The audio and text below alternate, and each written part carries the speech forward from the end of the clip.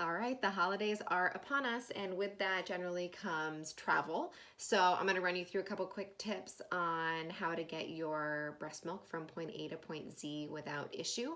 And we are totally learning from my mistakes here because the first two times that I traveled with my milk were hard, and I ran into a lot of issues along the way.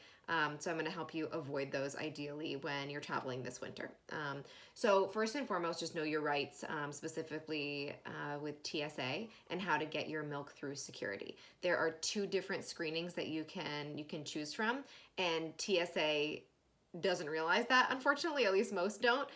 Your first option is the one that they're going to go for first unless you say otherwise, and that is to take your milk and put it into a separate x-ray machine, and basically test all of your milk, which I'm not a huge fan of. It's everybody to each their own, but I didn't want people touching my breast milk, so I always opted for the pat down and alternative screening. So they give you a full body pat down, and then they might open up your luggage and test your shoes or the other things that are in your bag, as well as your hand swipe to make sure that your breast milk doesn't explode. So there's that.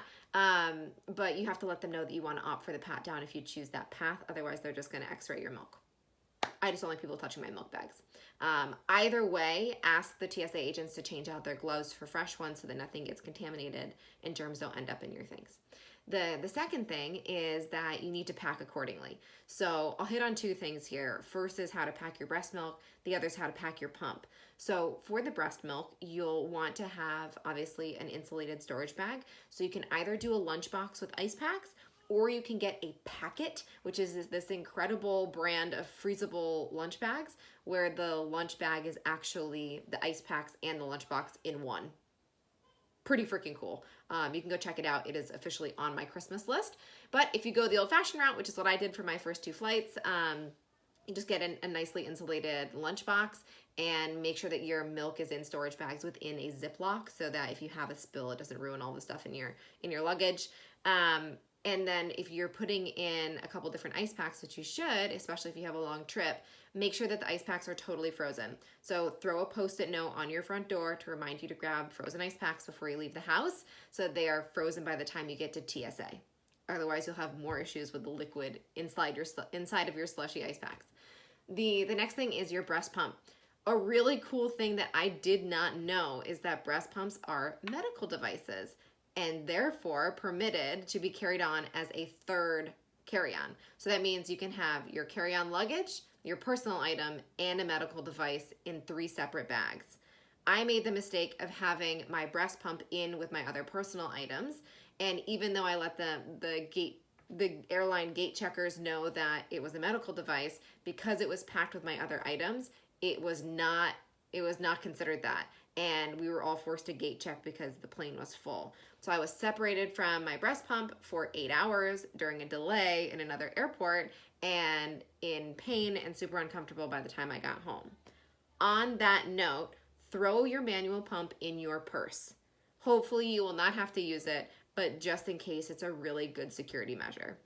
Additionally, on your way to the airport, just quickly pull up, I gave you an example below of Delta's policy, but just pull up the airline policy on medical devices and additional carry-ons so that you don't have any issues or question marks around why you have a third bag when you go to get on the plane. It just makes things a little bit simpler. The final thing is that you'll want to map out when and where you're going to pump. Just like you map out your schedule now, having at least somewhat of a plan in case delays occur or you end up in an airport that you're not that familiar with. I'd recommend downloading the Mamava app. It is basically your personal GPS to lactation rooms. It's not only a accumulation of where all of their Mamava pods are at airports or otherwise, but it's any lactation rooms. It's kind of crowdsourced, which is great. And it was very, very helpful for me on both of my trips. And I found a lot of security in knowing that there was a room that I could go to when I got to my destination. So I highly recommend downloading it. But map out when and where you're going to pump ahead of time so that you know exactly what your plan is. The final thing that I'll say is that know what you're doing is extremely important. And as maybe sometimes tedious it can feel, especially when you're traveling and you're juggling 20 different bags and you're trying to get to your flight and make sure that you've pumped, just take a second and be patient with yourself and the people around you as you're going through it, because you're likely going to have to educate people along the way, and that's okay. The really nice part is that we are in 2019, almost 2020, where we have things like lactation rooms at airports. So we'll be grateful for the things that we do have. Good luck on your travels. Happy holidays. I hope this is helpful. You're probably about 15 steps ahead of the average TSA agent or airline gate attendees just by reading this. So good luck. Happy holidays.